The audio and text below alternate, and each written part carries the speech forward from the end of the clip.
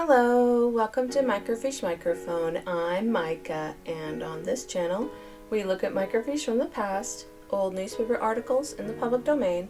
We look at them with our modern eyes, our modern perspective, and see what we can learn from them. On this microfiche time capsule, we are looking back at the Biographical Encyclopedia, Volume 1, and this article is entitled Marsh, Thomas B. So, we have completed all, at least that I'm aware of, members of the First Presidency that are no longer alive. Which means it is time to move on to the Quorum of the 12. Dun dun dun! Anyways, I'm kind of looking forward to this because there are so many apostles who are so very not well known. And I think that that's kind of too bad because I feel like everybody should be known, especially if you have a major calling. And these are people who were known in their day, but they're just not known today. And so I really like being able to talk about some of the lesser known people. Thomas B. Marsh, I wouldn't say is necessarily one of the lesser known. I think he's fairly well known because when he was called to the original 12 apostles, he was the oldest of the called 12 apostles. By the way, the first 12 apostles, first 12, were called not by Joseph Smith. He was afraid everyone would accuse him of bias. So he asked the 3 witnesses to choose the apostles. And so the 3 witnesses chose the 12 apostles. I find it interesting that none of them are among them. I'm not sure why that is, except that maybe they didn't want to be. But, I found that really interesting. But Thomas B. Marsh was the oldest among the chosen apostles by the 3 witnesses. Anyways, and being the oldest, he was then the senior apostle, which means that he would have become president of the church upon the death of Joseph Smith at that time. It wasn't completely established as rule, but I think that would have happened if he had remained faithful. Unfortunately, he did not remain faithful. He left the church, and because of that, he did not become president of the church. Anyways, there is a kind of an allegorical story, apocryphal maybe slightly, story about a pint of cream. When we will get to that, I will mention that today, but I will even quote the original, okay? But I wanted to say that that's not necessarily a true story, and it's probably not the reason that he left the church, okay? I'm just going to throw that out there. I happen to know that that's not really true, but we'll take a look at it anyway. So this article isn't too long. And I would say I don't know that much about this person as an individual. I would say that that he was really in the middle of things in the church up until, I would say, just before the polygamy thing started getting stirred up. And I think that was around the time during John C. Bennett's time. Yeah, we talked about him being a super creepy dude and claiming that he was married to people that he wasn't. And I feel like Thomas B. Marsh didn't like what was going on at that time. I don't know if that was directly related to him leaving, but that was around the same time. Anyways, but up until that time, he was really faithful, so it's really hard to tell what exactly happened. So I think that the exact events aren't really known, but that's generally the time frame. It was in the 40s, early 40s. I want to say 42, maybe 43. Anyway, but let's take a look at, because I don't know that much about him as a person, so let's take a look at the article. Marsh, Thomas B., a member of the Council of the 12 Apostles from 1835 to 1833. That's wrong. It's 43, isn't it? And the first president of the 12 was born November 1st, 1799, in Acton, Middlesex County, Massachusetts. I hate it when they have typos. You know, it's one of those things. Like, I know that this is an old document. I get that. But, like, you can't have a typo in the year. Because you can't also go from 1835 to 1833. That's not a thing. Yeah, it was 1843, and that's irritating. It's okay. It's okay. I will get over it. He spent his early boyhood on a farm in Westmoreland, New Hampshire, and when 14 years of age, he left home and went to Vermont. After working on a farm in that state 3 months, he went to Albany, New York, and engaged in a public house as a Walter, where he remained 18 months. I think it's a waiter, but I can't tell for sure because it's kind of like smudged there. So, yeah, Walter, waiter. I guess a waiter makes more sense as a profession, a job. Okay. Where he remained 18 months. After this, he spent 4 years in a New York City hotel and then removed to Long Island, where he engaged as groom to Edward Griswold, in whose service he remained 1.5 years, during which time he married Elizabeth Godkin, November 1st, 1820. Pause really quickly. He spent 4 years in a New York City hotel. Doing what? Did he just live there? Or was he working? Was he working as a waiter? Yes? Or a Walter? Or whatever that says. Oh, gosh. Like, he spent 4 years in a New York City hotel.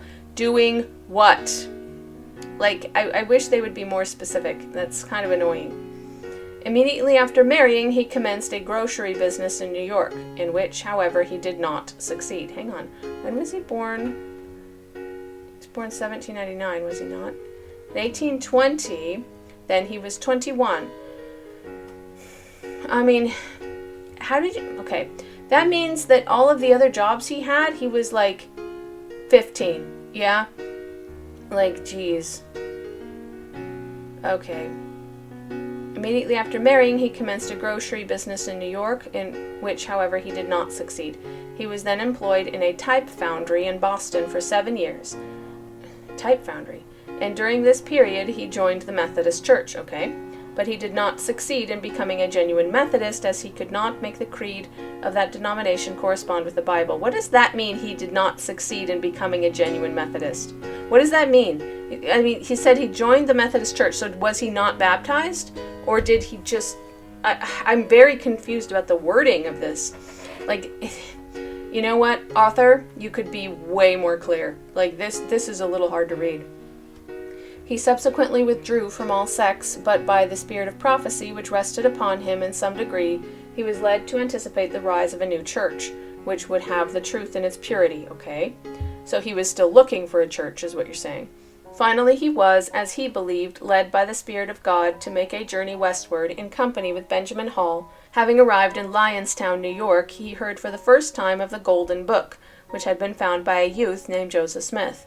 He immediately changed the course of his journey and went to Palmyra, where he found Martin Harris in Egbert B. Grandin's printing office. The first 16 pages of the Book of Mormon had just been struck off, and he obtained a sheet from the printer to take with him. Okay, that's cool. As soon as Martin Harris found out his intentions, he took him to the house of Joseph Smith Sr., where he found Oliver Cowdery, who gave him all the information he wanted at that time. After staying there 2 days, he started for Charleston, Massachusetts, highly pleased with the information he had obtained. Okay. After arriving home and showing his wife the 16 pages of the Book of Mormon which he had brought with him, she also believed it to be the Word of God. Okay, that's cool. During the following year, Marsh corresponded with Oliver Cowdery and Joseph Smith the prophet, and made preparations to move west. Learning by letter that the Church of Jesus Christ had been organized on April 6, 1830, he moved to Palmyra, Ontario County, New York, in the following September. Okay. And was baptized by David Whitmer in Cayuga Lake in that same month. A few days later, he was ordained an elder and by revelation appointed a physician to the church. Physician to the church.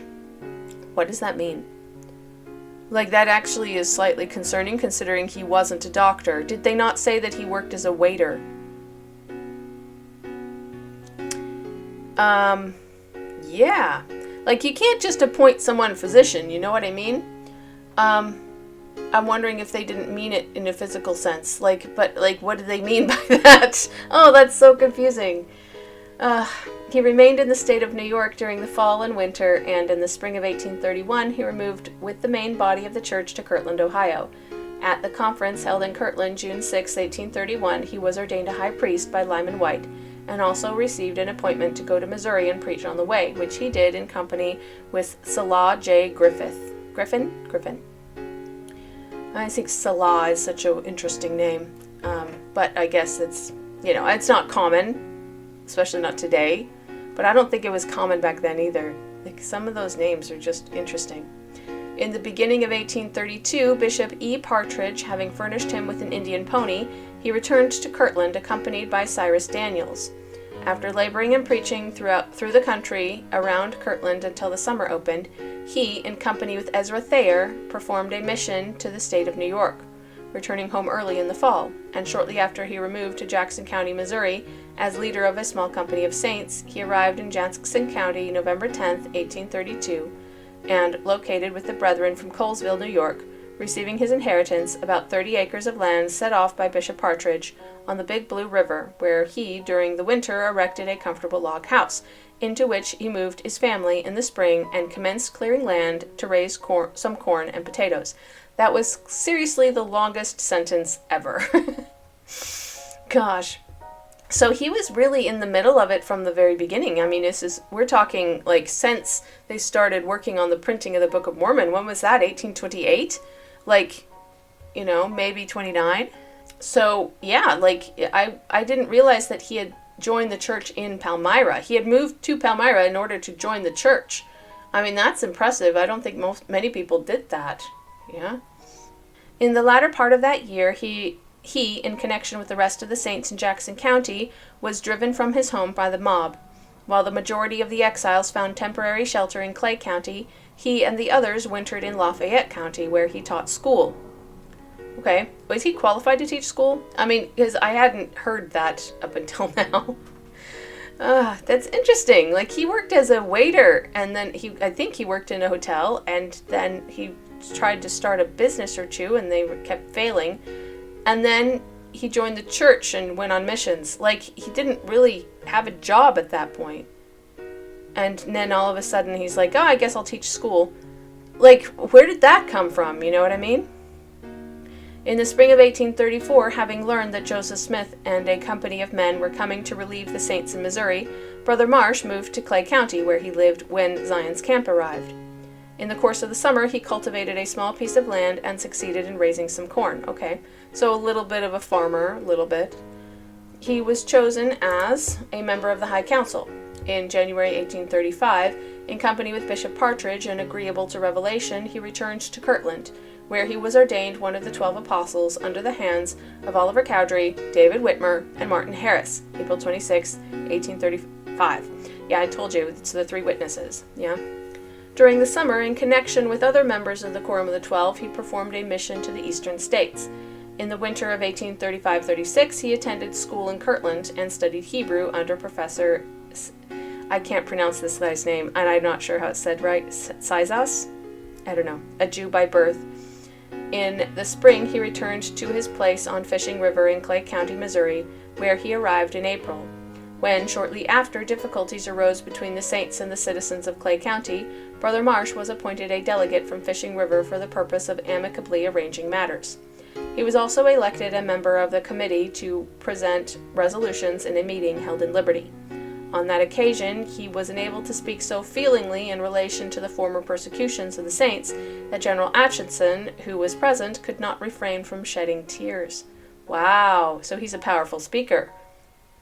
This meeting passed resolutions to assist the saints in seeking a new location and appointed committees to collect means to aid the poor.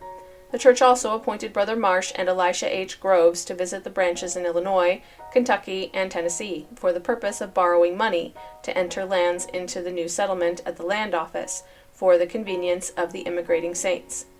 The 2 started on this mission in July and succeeded in borrowing upwards of $1,400, principally from the brethren in Kentucky and Tennessee, at 10% interest. September 19, 1836, they parted with Wilford Woodruff and the saints in Kentucky, and accompanied by David W. Patton and his wife, returned to Missouri.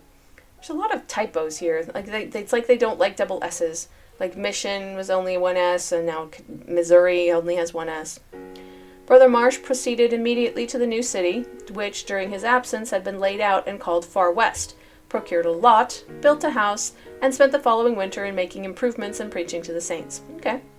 In June 1837, he started for Kirtland, in company with David W. Patten and William Smith, and there tried to reconcile some of the 12 and others of high standing who had come out in opposition to the prophet. Okay. In July and August, he accompanied Joseph Smith and Sidney Rigdon on a mission to Canada, after which he again proceeded to Missouri, where he arrived in October. Elder Marsh and David W. Patten were appointed presidents pro tem of the church in Missouri. Yeah, February 10th, 1838, the former presidency having been rejected, yeah. I forget who it was, but yeah, like they had some issues. Anyway, after the arrival of Joseph Smith, he assisted in exploring the country northward on Grand River, where Adam-on-Diamond was located at that time. About the time when the persecutions against the saints in Caldwell County, Missouri commenced, in August 1838, Elder Marsh became disaffected and turned a traitor against his brethren. Really? Like, that was early then, because I'm pretty sure he kept serving for several years after that, yeah? Or did they just not excommunicate him? Shortly after, he moved away from Far West and located in Clay County. Later, he settled in Richmond, Ray County. He moved a lot, yeah? He was finally excommunicated from the church at a conference held in Quincy, Illinois, March 17, 1839. Okay. So it wasn't 43, it was 39. Okay, it was earlier than the other. Okay, interesting. In July 1857, now that's a huge leap, Thomas B. Marsh was rebaptized in Florence, Nebraska, and came to Utah that same year. A few years afterwards, he died at Ogden as a pauper and invalid. A little insignificant mound covered with rock and an old weather-beaten board upon which the letters T.B.M. were faintly seen was all that marked the last resting place on the Ogden cemetery of this once distinguished apostle until quite recently. So this was in 1901 when this was printed. So I guess they put up an actual headstone. Wow. I mean, what did he do in between there? It sounds like he moved a lot. Like, how do you even, like, pay your bills if you're moving constantly? I know they didn't have as many bills, but still, you know? How do you eat if you don't have food? I don't know. Like, I just think it's interesting. Huh. Okay. So, let's take a look at the Wikipedia article, and, it's interesting that article didn't mention the pint of cream story at all. Yes? That's interesting to me.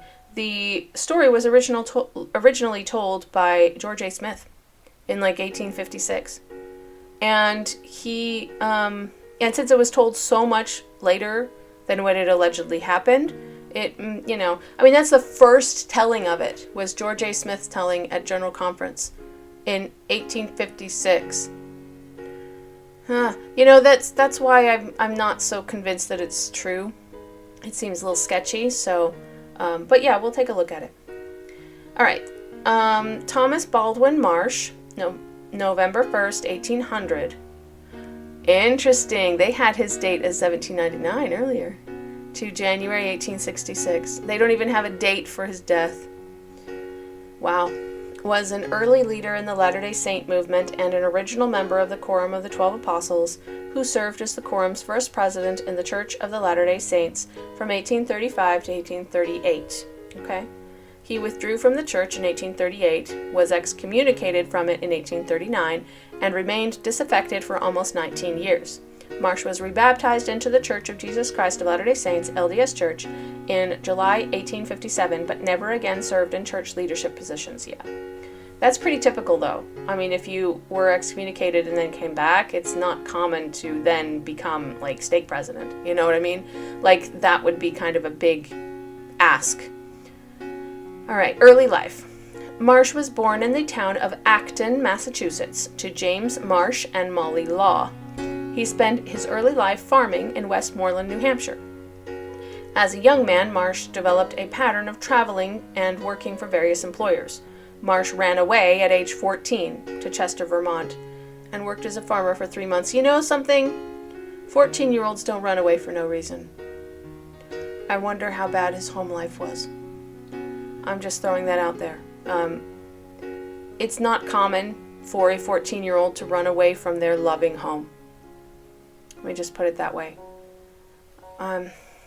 It sounds like he was in an abusive home of some kind. Whether that was physically or not, I couldn't say, but it sounds like he was pretty dang miserable at home. Otherwise, you don't run away at age 14. I'm just saying. Then he left for Albany, especially considering that he never went back. Yes, he never went back. They never mentioned him going back to his parents ever. So, that's an indication that he had a very bad home life. All right, you read between the lines on that one. All right, then he left for Albany, New York, working as a waiter for 18 months. He spent 2 years working at the New York City Hotel, and then returned to Albany for a year, and then back to the New York Hotel for 2 more years. Okay, so he was working at the hotel.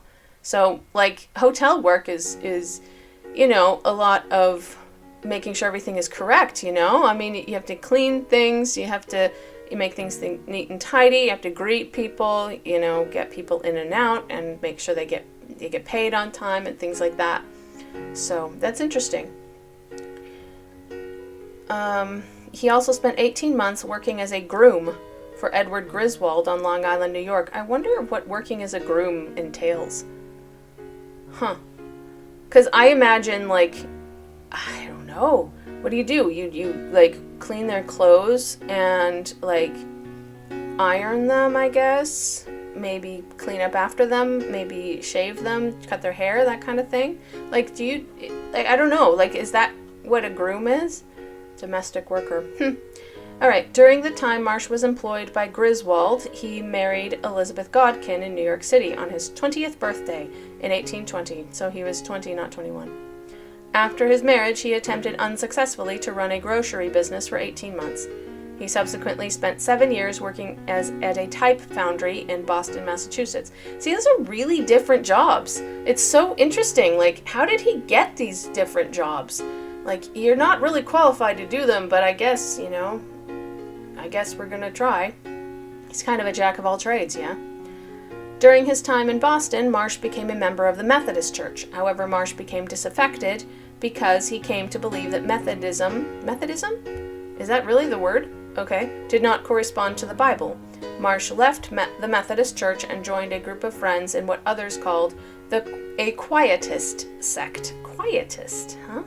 Quietist is the name given to a set of contemplative practices that rose in popularity in France, Italy, and Spain during the late 1670s and 1680s, particularly associated with the writings of Spanish mystic Miguel de Molinos, which were condemned as heresy by Pope Innocent XI. Okay. So it's just a random sect of...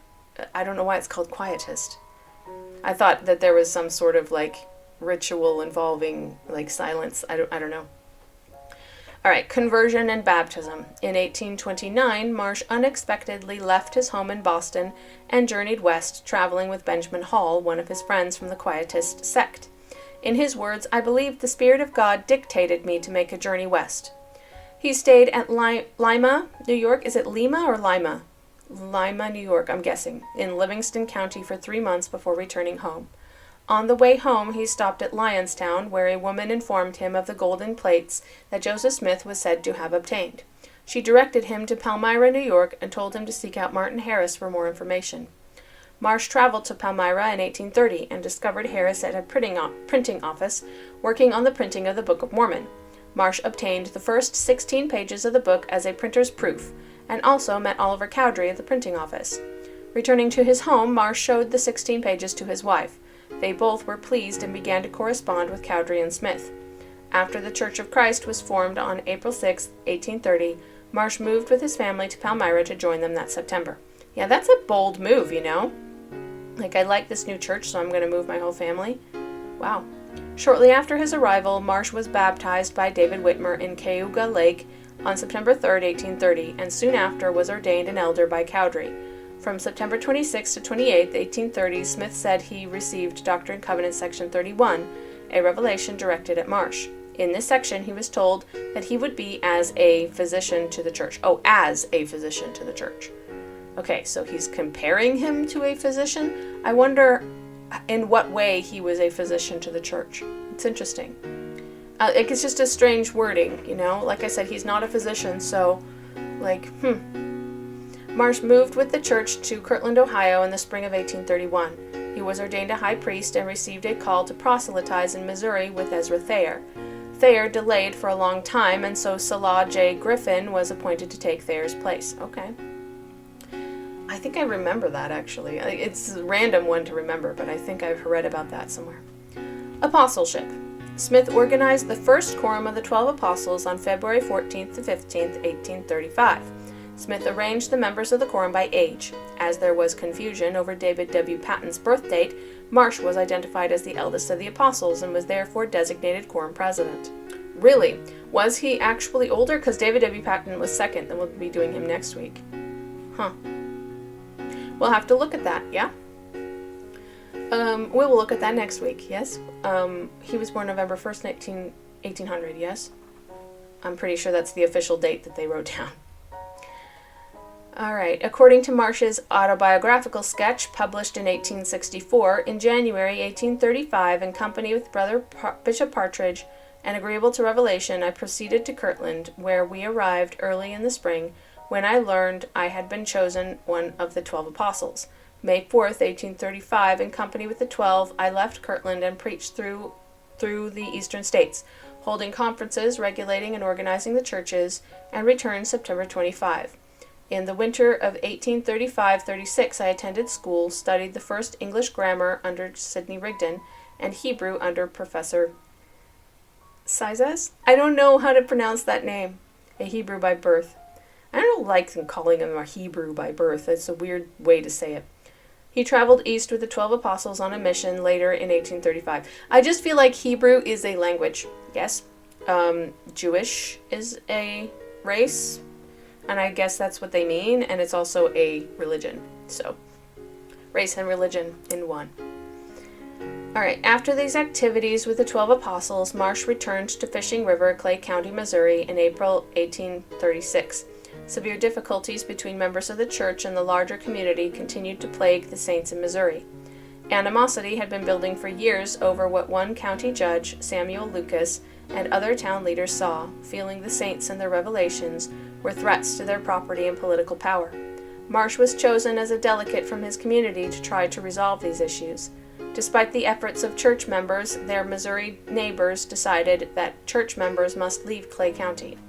Marsh traveled to Latter-day Saint congregations in other states, including Kentucky, gathering loans at an interest of 10% to help the Clay County saints obtain new property. The Diary of Apostle Wilford Woodruff contains an account of part of that journey. Okay. August 20th, Elder David Patton preached at the house of Randolph Alexander, and after a meeting, baptized him and his wife. Brother T.B. Marsh arrived in Tennessee on his mission to collect means and attend a conference with the brethren laboring in Tennessee and Kentucky, which was held on Damon's Creek, Callaway County, Kentucky, September 2nd, 1836. T.B. Marsh presided. 7 branches were represented, containing 133 members. September 19th, Elders T.B. Marsh, D.W. Patton, E.H. Groves, and Sister Patton left the saints in Kentucky and Tennessee and started for far west Missouri, where they arrived in peace and safety. You know, I don't feel like that was really necessary. That was slightly superfluous diary entry because, they didn't really say anything that he did. He was just there. Like that he was actually there and did it. I guess that's the point. Like, it was proven that he was there. But, I don't know. Like, do you really have to prove it? They said he was there. He said he did it, so can you not just believe him? I don't know. I think it's interesting. I do understand Wilford Woodruff had extremely meticulous diaries. Like, he wrote in diaries his entire life, or his adult life anyway. And he was absolutely meticulous and had a ridiculous memory. And he just wrote everything down. And so we have a lot of our historical records from Wilford Woodruff's diaries at that time. So I guess that's their point, that, that's how we know this happened. But like I said, he said he did it, then he did it. Do we really need another witness to prove that he did it? I don't know. In September 1836, Marsh returned to Missouri and joined the Latter-day Saints in their new location, a city called Far West in Caldwell County, Missouri. The town had been founded by the presidency of the Missouri Stake, consisting of David Whitmer, W.W. Phelps, and John Whitmer. Around this time, Marsh traveled to Canada on a mission with Joseph Smith and Sidney Rigdon. Yeah, all of this was mentioned so far. Meanwhile, in Kirtland, the financial situation of many of the church members unraveled with the failure of the Kirtland Safety Society Bank.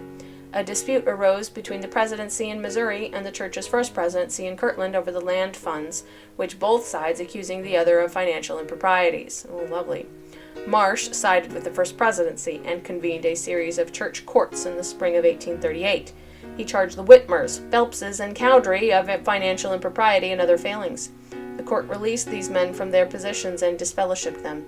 I didn't realize that he was involved in that decision, but yes, I do know that that happened, but I didn't remember that he was part of it.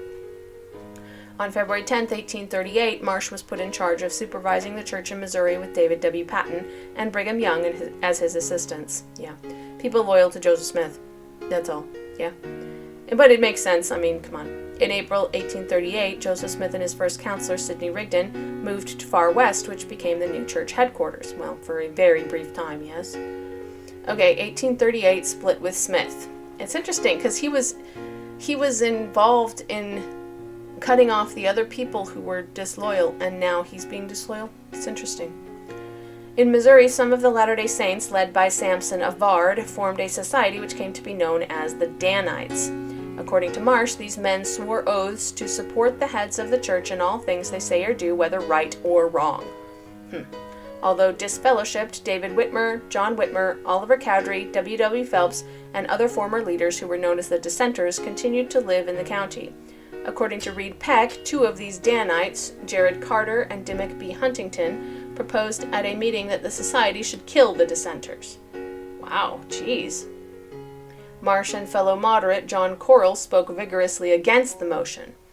Yeah, that makes sense. However, on the following Sunday, Rigdon issued his salt sermon, in which he likened the Dissenters to salt that had lost its savor and was good for nothing but to be cast out and to be trodden under the foot of men. Within a week, the Dissenters had fled the county. Yeah, they were afraid for their lives at that point. It's really crazy, like, what was going on. On October 18th, a group of Mormons entered Daviess County and engaged in the looting and burning of non-Mormon settlements, including Gallatin.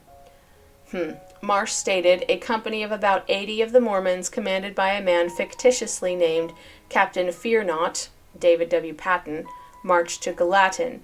They returned and said they had run off from Gallatin 20 or 30 men and had taken Gallatin, had taken one prisoner, and another had joined the company. I afterwards learned from the Mormons that they had burned Gallatin, and that it was done by the aforesaid company that marched there. The Mormons informed me that they had hauled away all the goods from the store in Gallatin and deposited them in the bishop's storehouse at Adirondack. Seriously? What the flip, dude? Like, that's at the point where you are becoming your own enemy. You are becoming what you hated before. You know? Like, you were the ones who are doing this to people just because other people did it to you. You were, like, complaining that they did it to you and were seeking redress, and now all of a sudden you're the ones doing it? Like, what the flip? Okay, on October 19th, 1838, the day after Gallatin was burned, Marsh and fellow apostle Orson Hyde left the Association of the Church. Marsh drafted and signed a legal affidavit against Smith on October 24th, 1838, which Hyde also signed. In addition to reporting on the organization of the Danites and on the events in Daviess County, Marsh reported rumors that the Danites had set up a destroying company, and that if the people of Clay and Ray made any movement against them, this destroying company was to burn Liberty and Richmond. He further stated his belief that Smith planned to take the state, and he professes to his people to intend taking the U.S. and ultimately the whole world. The committee that received Marsh's and Hyde's affidavit noted that Marsh and Hyde left the church due to their conviction of the Mormons' immorality and impiety. Marsh's testimony added to the panic in the northwestern Missouri and contributed to subsequent events in the Mormon War. Marsh was excommunicated from the church on March 17, 1839. Okay, hang on. So if I understand this correctly, there was this group of extremists within the church who marched down to Gallatin, led somehow by David W. Patton. I am sure that we will be talking about that next week. However, seriously, like, you can't just destroy a little town of people and take all their stuff and be like, okay, this is ours now. And it sounds to me like Thomas B. Marsh was upset about this. He was like, dude, you can't just do this. This is terrible. And was trying to and blamed Joseph Smith for this. I feel like he blamed Joseph Smith for the little extremist group who did their little thing. I don't feel like Joseph Smith was necessarily at fault for that. I don't know if he can be held responsible for that. You know, people do stuff. It's not necessarily your fault that they do stuff just because you're the leader. If you didn't tell them to do it. So I find that interesting. I do understand being upset that this little group of extremists was going so far, but, like, is that a reason to leave the church? You know? I don't know. Like, that's one of those things that I would, if I were him, I would go to Joseph Smith and ask him about it and say, what the heck happened here? Because this is really bothering me. Is anything going to be done against them? These people who were terrorizing this little tiny town? Yeah? It's not exactly a good thing to have done, and I do acknowledge that. But can you really hold the leader of a group responsible for all of the actions of the people within it? I know that those people who did the actions should be disciplined, and I am interested to find out how that went down. But I don't know. We'll read more about it next week with David W. Patton, but it does make sense to me about why Thomas B. Marsh would then leave. He would be like, I'm sorry, this is stupid. Like, we're not doing this. This is not how we act. Yeah? Alright, rebaptism in Utah. On July 16th, 1857, Marsh was rebaptized into the LDS Church in Florence, Nebraska. It's interesting because that's just a year after George A. Smith talked about him in General Conference. I wondered if he heard about that, because it was published. Yeah, it was published in papers and stuff. Florence, Nebraska, that is winter quarters. Interesting that he ended up there. Marsh wrote an autobiography in 1864 recounting his church service and rebellion. Okay, I haven't read it, but that's interesting. It was published in the Millennial Star in June of that year.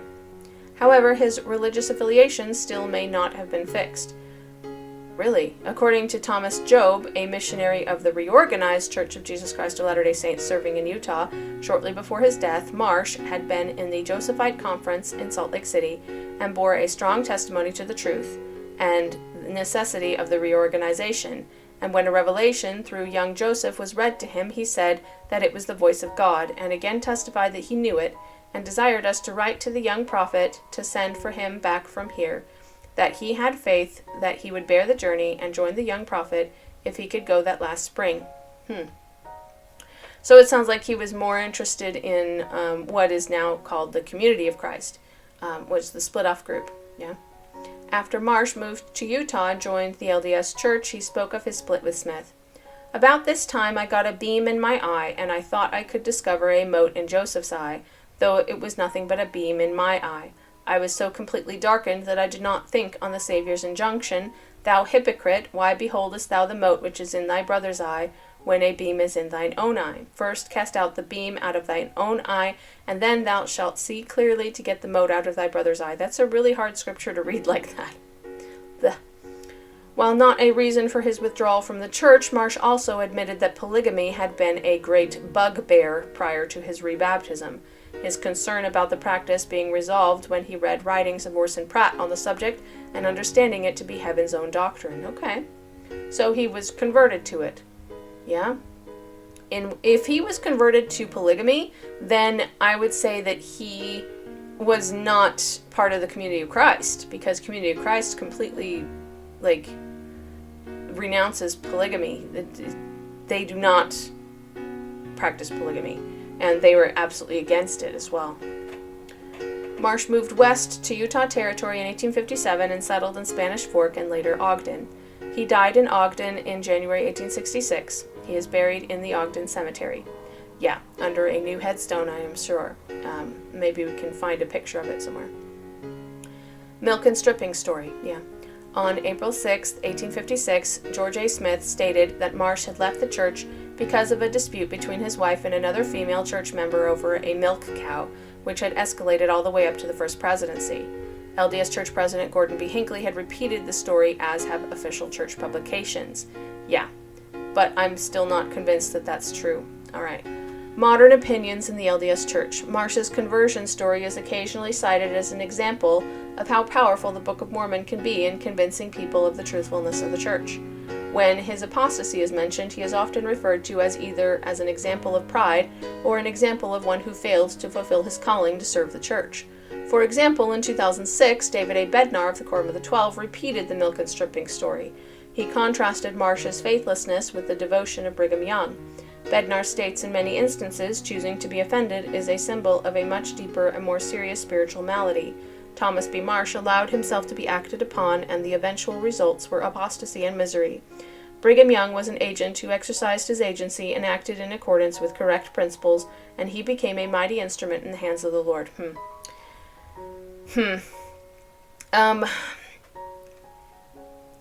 That's a little bit annoying to me that gets preached over the pulpit. Because, like I said, it's probably not true. And I think that explanation of it being over the Danites burning Gallatin is probably a much more likely story. Yes, it sounds like a better reason to leave the church. Anyway, I do want to read the actual original story, though. I've already called it up because I thought you might find this interesting. This is George A. Smith, his talk from April 1856. Okay, the title is called The Leaven of the Gospel. The Saints Should Divest Themselves of Old Traditions, Policy of Making Good Farms and Storing Up Grain. So this is clearly from the Journal of Discourses, so you can look it up if you want to. I will put the full reference down in the description below if you want to look it up yourself. Okay, it starts about a page or two in. I would say maybe 2 pages in, 2.5. And I'm going to start with, you may think that these small matters amount to but little. Okay, so he tells a different story, something about cattle and damage and something like that. Okay, and then he says, you may think that these small matters amount to but little, but sometimes it happens that out of small matters grows something exceedingly great. For instance, while the saints were living in Far West, there were 2 sisters wishing to make cheese, and neither of them possessing the requisite number of cows, they agreed to exchange milk. The wife of Thomas B. Marsh, who was then president of the 12 Apostles, and Sister Harris concluded that they would exchange milk in order to make a little larger cheese than they otherwise could. To be sure to have justice done, it was agreed that they should not save the strippings, but that the milk and strippings should all go together. Small matters to talk about here, to be sure, 2 women exchanging milk to make cheese. Mrs. Harris, it appeared, was faithful to the agreement and carried to Mrs. Marsh the milk and strippings. But Mrs. Marsh, wishing to make some extra good cheese, saved a pint of strippings from each cow and sent Mrs. Harris the milk without the strippings. Finally, it leaked out that Mrs. Marsh had saved strippings, and it became a matter to be settled by the teachers. They began to examine the matter, and it was proved that Mrs. Marsh had saved the strippings, and consequently had wronged Mrs. Harris out of that amount. An appeal was taken from the teacher to the bishop, and a regular church trial was had. President Marsh did not consider that the bishop had done him and his lady justice, for they decided that the strippings were wrongfully saved, and that the woman had violated her covenant. Marsh immediately took an appeal to the High Council, who investigated the question with much patience, and I assure you they were a grave body. Marsh, being extremely anxious to maintain the character of his wife, as he was the president of the 12 Apostles and a great man in Israel, made a desperate defense, but the High Council finally confirmed the bishop's decision. Marsh, not being satisfied, took an appeal to the first presidency of the church, and Joseph and his counselors had to sit upon the case, and they approved the decision of the High Council. This little affair, you will observe, kicked up a considerable breeze, and Thomas B. Marsh then declared that he would sustain the character of his wife, even if he had to go to hell for it. The then president of the 12 Apostles, The man who should have been the first to do justice and cause reparation to be made for wrong committed by any member of his family took that position, and what next? He went before a magistrate and swore that the Mormons were hostile against the state of Missouri. That affidavit brought the government of Missouri an exterminating order, which drove some 15,000 saints from their homes and habitations, and some thousands perishing through suffering the exposure consequent on this state of affairs. Do you understand what trouble was consequent to the dispute about a pint of strippings? Do you understand that the want of fences around gardens, fields, and yards in town and country, allowing cattle to get into mischief into the stray pen, may end in some serious result? That the corroding influence of such circumstances may be brought to bear upon us in such a way that we may lose the spirit of the Almighty and become hostile to the people. And if we should not bring about as mighty results as the pint of strippings, yet we might bring entire destruction to ourselves. If you wish to enjoy your religion and the spirit of the Almighty, you must make your calculations to avoid annoyances as much as possible.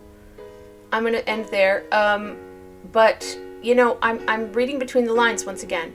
Let's say that this event actually did happen, that they made a big fuss over a pint of cream, yes? Does it then follow that Thomas B. Marsh, wanting to stand up for the character of his wife, then wrote to, because he went before a magistrate and swore that the Mormons were hostile before the state of Missouri. Does it follow that that is the reason why he did that? It sounds to me like he did that because of the Danites' attack on the town of Gallatin. Yeah, and not because of his wife being censured for keeping back a pint of cream. So even assuming that the story is true, does it follow that that caused his apostasy? Because it doesn't really sound like it did to me. It sounds like he was upset about the saints attacking Gallatin. And saying that the Mormons were hostile towards the state of Missouri is probably relatively accurate. The feelings were pretty high at the time. So anyway, so that's like the original story. That's the first time this story was mentioned, was George A. Smith in 1856. And considering Thomas B. Marsh was alive at the time, I haven't read his autobiography, but I imagine he didn't mention it, which is probably why people use this version of the story. This is the original version. So, I mean, you can judge for yourself if you think it's true or not true. I personally doubt that it is true. I do think it is true that he went before a magistrate and swore that the Mormons were hostile towards the state of Missouri. However, I think it was because of the Danites' attack on Gallatin and not because of his wife keeping back a pint of cream, even if that did happen. So, that is my opinion. However, you are free to form your own opinion. What is your opinion? Do you think that this story was true, or do you think that it is just one of those weird stories that people like to repeat because it's funny? You know, it's very petty. And I think that we like looking at people being petty and being like, see, you know, don't be petty. You could actually be excommunicated for it. You know, like, I guess that's the point, and that's why people like this story, but, like, I don't think that was the reason. I really don't. But, anyway, I thought that was really interesting today, and if you thought so too, please give the video a like and subscribe to the channel, and I hope to see you in the next video.